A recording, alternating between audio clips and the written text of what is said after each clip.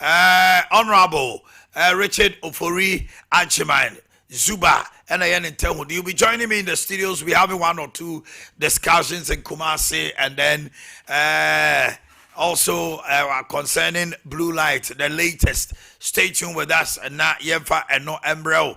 Now Yabo Matrase, ya good morning. Morning. You are the latest rich man in town. Oh, Akunta. Oh, Akunta. At information in your Because for you to be announced officially as a PA. Hey, yaw David. Akunta said no. Any man on the year. Say it's official we PA. Akunta bend. I was Santa Regina. Masa. Opa down. Me now. You might go up a giant. You are assuming our Katia papi. And I just see this. Obesama. They say my boy for you. And I want both for the enemy to make home a giant. Me, you miss that. Obesama. That means I need to grab me Cordano. Now, the only Pia. They say, I call her just in Hey, Grace has found you. Amen. And yeah, Grace now to her. David. It's on a poll catch him say, make me a makeup artist. Observe, ya Grace no. Ya Grace me could do catch the because Omanhene makeup artist. Nano muza lady big troubles say Omanhene treat me artificial intelligence ya na say girl mama come on to Kamega so a fucking pa. Girl come on not to Kamega so a fucking pa. Is this AI or your natural hair? Wait AI. Hey. Why are people jealous in my hair like that? Any brew tree no. Let me tell you for no so I am. I'm avoid the brepa. Just a sakura dam this year no na mo pe. Hey nyame yi musokrata. Make afro na me be grow. Mo afro. And no akwa di kra me. No trying say I was na we so dey. And I'm say wo nya bi da. Ko wo ha na atwa. Oh, the other part, to tell me that. Come tango help house. Oti, money show for you be a true Sakura or Ghana. Ghana, money show them to tinny for a rise on count. Sakura for a sassy, Chema Agenda. It is me, Kwame Tanko. Well, your mind in a Kwabda Sakura. None of Musa say. Smart person jetting me. I on the corner or trying to on calling them a chat. And I Tina, Jan to our papa. The 3 year fool. Nice. I mean, you come, I feel most sit on your papa. I feel no. That young man is crazy. Anyway, President Mahama suspends Chief Justice after setting up a committee to probe petitions. Now petition ni bibi yibana is funny. I know you must send them back me say wait. Now wait to me well it be a dear woman do so change there you no. And until na what them say MPP for so snipers of Okoye yini yiba. And now me read page 66. One mo call CSO so. No mo ko di komo say nanka adena say omo edi omo ni esi omo ton say omo aban sika na aban dodo de no ye de edi bi enye CSO sun mi ka ye bo musuma yi mani tie de be bom crude obi tua na mo ma ye mo say mo de mo ye kyese and I'm sorry na CSO na mo attack ye omo ka ho bi na MBB lusu ye yesi ba ko bi so ta penfia no dodo njo no ka ho bi na ma CSO for no kra no man she dan fi omo a edu baby na so mo mpese omudo ombo kwa na pefia no yesi man ba ko bi ka CSOs for no na otafe figure fa yesi otafe fe amanfo anu ma allegations na won ho no doso dodo nti na ma ase me de me mo di wasante and I don't know I have not introduced wait to be introduced obviously page 66 because bibia will page 66 how are you so everything page 69 by every page 69 page 69 page 69 allegedly almost say Macmenu osimra omani bomb so say ba o mia charisma o betumi dey akọ elections na wo form no na ye too late and omo so omo kwa akopẹ obi amana attack apen na ye that person was more than a liability 69 oko 67 o de ko 67 na o de ye kwa ba yi ama mami kwa homa no so sija asemi ena mensia south na she bedwani so obekọ court lawyer ba for one marching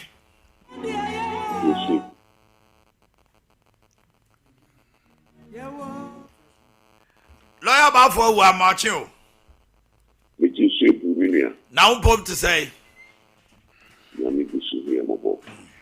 mami mo abaso anano juada bihiwe mu na me kote say mensia south for mo mu di Easter yesi mo ye very special awamo and aponchi a party ma omo ema delegates no enijia omo de ewo ho ne ade and the way a manner was organized no me bo abaso say odwene wo constituents and especially with delegates wo why are there pa na dear tina wo say Ghana article 146 say makwan hello Timinka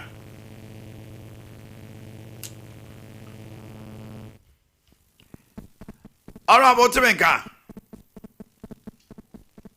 oh Ghana Mamrano Makwan say the removal of the Chief Justice ma kika kwan ya be fa so nyina o ma pani jo mama say emrantie me ensam bi anam pani for me ensam bi de kwa du bre no say onyi Chief Justice mfrio ene obo akire ene o de ko gusa Council of State ene Chief Justice choba say na mo bom kwa du minim kwa du kro ene o ma pani ma na nadu ene nadu no so de na no disem koe the Council of State any of Pampani your mama futu no yati committee which means a prima facie case has been established lawyer naneje ba for wa marching pacho manyante ye na mpese mi say no kre say we dey atuja say sa na mo your Pampani etue u court no kre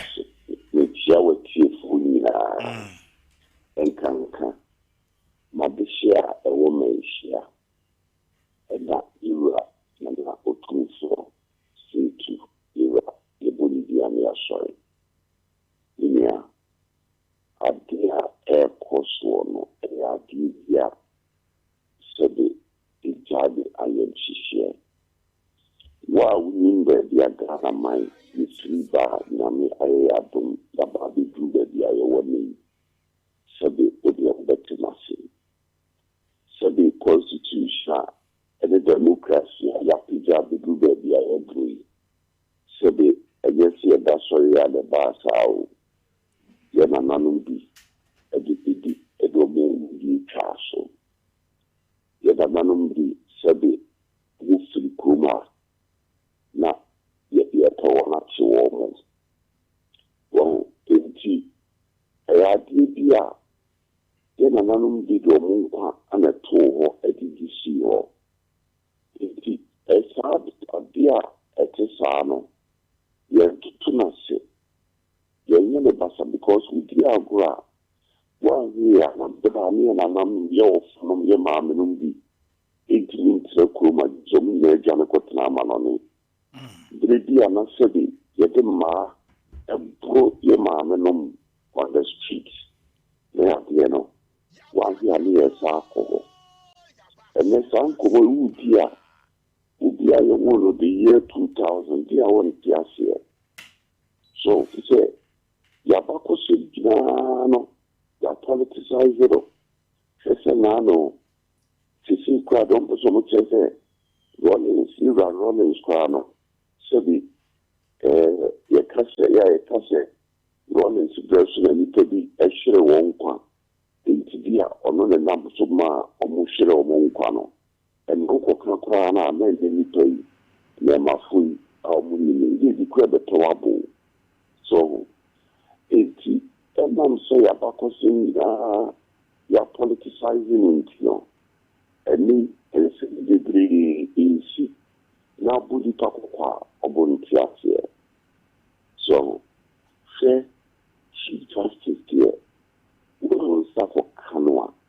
Yasem Kessier, Yasem Kessier, Nadine Shuri said. So we are something. You got your mama doesn't say Chief Justice. That may be no. About to so be sure. No, so advocacy ordinance, advocate Chief Justice. About this, not 10 years, Jumano. Woman, not in Abo. In China, Sylvia, one of the new beings, I feel it was slow. You saw us in Papa Namin, or a member of parliament too, or Abemu, and now we minister, we need of 4 into Busa. Now she is about judges, because we are some low enemy, Sabi, the country be as low enemy. That is where near Mamia, and now we're near Mawa, we need to pass the Owa. Now, see, on here, Namijuma air the bonnet. Now, what are Romao? Emrabe na wujina so ede semi akokot. Say Omanhene jina Ghana mra article 146 no so. E wo ba se ho no ma wo say Omanhene jina Ghana mra article 146 no so. Article 14610 and what they are suspended Chief Justice. That's right. So we did Article 14610 one. We say Kenya Omanhene exercise, Abia the exercise of discretionary power. Discretionary power, and they say you give me some year, maybe the parliament, the parliament, and yet in the 7 year. Marana, Marana, the money be out of us. So, to say, Nara, so who pay you who person exercise here. You were a mamrani, a money be a was so this one. And you are many workers say, a mamrani, a money, and Article 296 of the Constitution. Remember, the council said, it's 2961 now. Actually, I was so with the per Juma, a bra, said you exercises to I feel only said to me for say, Yamake and Amaye, the Winti Marano, and so say, I was say, what the Amamrani Amandini Bukwem, the Bruni friend regulations, regulations, either say obeying a constitutional instrument and also being a legislative instrument. Now, what they have to say, and now I'm the level of saying, sir, legislative is our constitutional instrument, and there are saying, say, was here the two, near the year, Juma, Article 14610, sir, regulations, anyhow. So, na any woman, na Omanhene, you na ujina so the exercises to me, if you say, Upa na be Upa when Ubi say a dread day, and a president did decide to say, on suspended, and also be suspended, and no regulation, a did to that. Now, regulation only one. See, there we say, 2 years exercise, who exercising in fairness. So I say, 2 years exercise, who exercising in a manner which is capricious. So I say, I didn't make us say, any one, you are so you were so Omanhene exercises to me,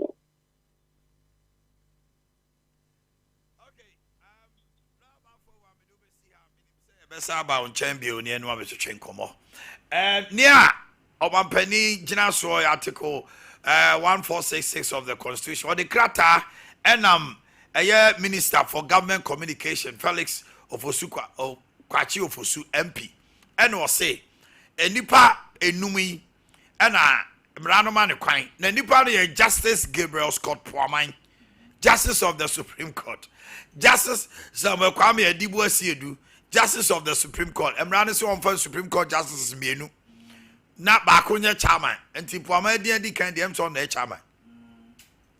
Daniel Yaw Domlevo, former Auditor General. Major Flora Bazwanura Dalugu, Ghana Armed Forces. Professor James Sefa Diza, Associate Professor, University of Ghana. Omanhene say, pursuant to Article 14610 of the Constitution, in accordance with the advice of the Council of State, the President has by a warrant suspended the Chief Justice with immediate effect pending the outcome of the committee's proceedings. And by a warrant. Now, one of the leakages of Chief Justice, a year intercepted and say, Mamini Tukaya, one fana yanko, ne security. Afe, Osa Kwabro Chiriswa, now I say one way, you know,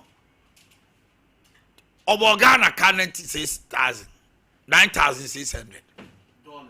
There we see this. 9,696. Because now I say, Oko baby Minupe, Oko baby bear 9. You take it, you know, Omo calculate you know. Now I boka 96 million. 96 million. Aye. 96 million. And Omo ebo judicial secretary no so bo. Say, I don't know so she say. Sa ne ma no nkoso. Ti kwadu ba ko no no. Eyiba. Na yebaba na no a. Kwa this year, Asante this year. Brand Champo. I am not Sebejani, Emma Abetifi Oba Kumasi. Na papa Yanka say catering rest house. Yes, Kumasi catering rest house is here in India. Na me the picture be me the video be ma ayi. Me the video be ma ya Grace. Ya your video no never to so. Me the amount. Or say, oh no, oye jadini. It's answer catering rest house. The amount. Yes, some few meters away From baby Janisi, you know. Na nyame adoma November. Oba be share catering rest house. Revamping obesi the foforo. the CBBA foforo. Na 300 bed capacity hotel. The hotel ya oba be Ebi ni Ghana. At a go nipa 300 betima. Ebi ni Ghana. Oh no, they are now the biggest hotel in West Africa. No, yes. Rock City. Over 600 and 500. Yeah. And all Trema could do about 1,003 as 1,004. Or almost about 1,600 conference centers. Yes. Osia replay. Maybe airport. Mene ya yedi eni akwohwe. Wa clear 5 kilometer stretch of land. 5 kilometers. Yes. Owie Kumasi de na de be ye nie. Kumasi Kechi. Starting November by 2028. Now we edan ni si wono. This is how it's going to be. When we ti Kumasi, we will have one of the one of the largest golden tulip, golden tulip tipeni. So they are golden tulip na 200. Golden tulip in your worship. Lancaster. I always see a dear way say Lancaster. And today is where Bear Brosset twice be 13, 14, 15. Or say 14. A complete underground. It's your SAB creating job Kumasi. Because some project we make Juma your papa. Now would you watch my Kurawa how a guy? Would you watch my waha? I could watch my phone golden tulip anymore. Only a guy rough. So do to make catch as a mass. That's how we work on Rock City. Yes, you call Rock City to here on this one. Yes. And easy. enti papa ne ba no say wabehu di akoso wo blue light ono so odi adwadifo na enu nti omo 300,000 demo bra santima uraba odi koto nanim na waka cheke membe yonso zuba obeba ha ne no ono ne be di enkita ho na original minister nyina amofo churches kadi bi de na osra wo omo ma ne kwan so na prince wa 6 months obesi dinas abu ni nyina mono kama de ama omo na sika na nkofo atua no omo de ama omo eniema asɛ no dwatre odi the bottom sika na eba be si Ghana ya obi a wo si Rock City and then West Africa dine we are cement ni amia ha no we say cement ni amia ejakota se yewura ma ne kwan a o se yewura ya te se yewura nyame ya me ukuada ya wada na bia o de nurse tifia da bia be hu no ha o so obekọ de nase no fi won ma oni mayor na ye di komo na nasem nyina etiawa emonfo di sika ba abeboa bo fi se sika no omomfanto na about 300 people and they are affected with stores. Yes. But almost omo got 30,000. Yeah, patan de do so pa. And in the bar almost street boys almost social life. Ya omo register omo nyina tro bi edi. To say omo man fat this bottom ska. Ko no ninchi free ko no ninchi free asante. But do ni wo abeti fi obat. Ninchi wa asante. Yes. Na ni nuanom na ade ato omani. Eti de obeye nyina ne say omo ma no bosumi sia. No one sisters na bubu ni nyira mono afama. Yawo. Agodo osia che. Osia basante ma wura no de amane ne she. Di ye kotrema ye dua kapre. O si se o si. Ye de ko ma aban si no. Akota ne tobo ansa muntro mi di me ne ma ase. What did you say?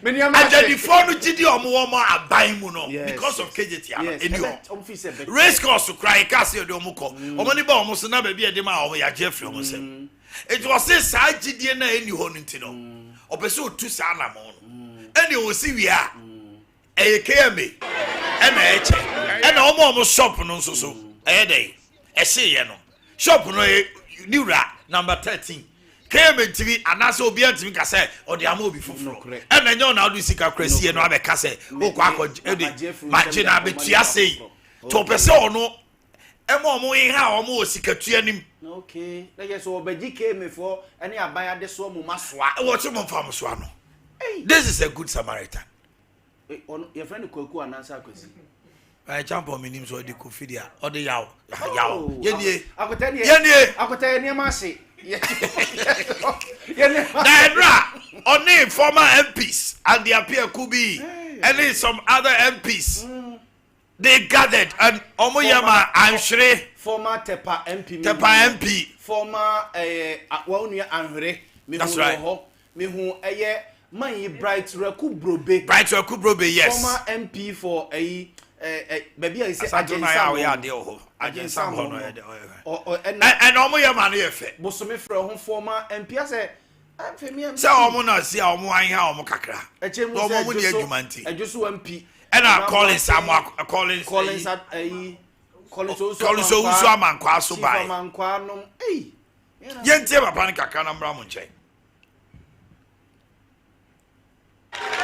one sika kakra me pese me DC executives no so na wono edeboa omo a they are most affected omo ye the most affected no one in first sika no ema omo ema me eno sika no 300,000 Ghana cedis tete sika no 3 billion but enye no nko ana me pese me ye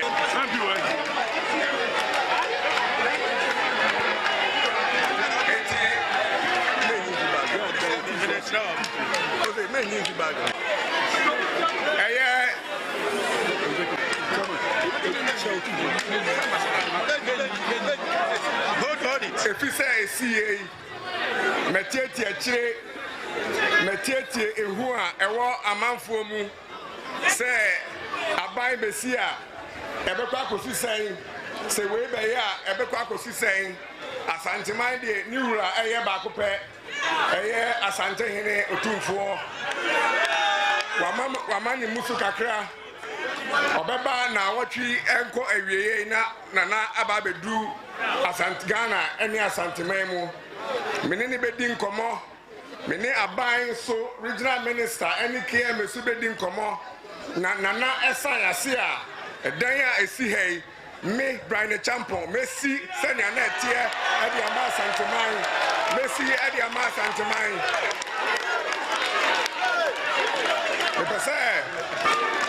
Bese edan na esi ho no senia esi ho no ano senia na enim hatie no ohene nana ohinkese otumfuo ebeduru Ghana na meneno atitwe nkomo na wasan ase e Brian Champon no azante akwaba na mpom yemre na tia na yewukuada kawasem ejimemo aboboso ye source for wie ya mesa mama betrase na ya do nemanim suko edikan Chief Justice no ebi mo yam hihye wo mo sa de we hu fi say it is going to be a precedent ehuma Ghana. Then we look at Brian Champon and so adoya wabeye na afei kwabena mi ta kando so tamale CEO oso a challenge no oni ne di komo na we akwa ne kasa no wa akwa ne postanti. He has formally sacked the CEO. You see our ministers sack CEOs. Hey, and there's also been person who they dream. MPP for say or Casado do. Umbechinaso. To much crata. Mamintio. And I'll pa my encomra.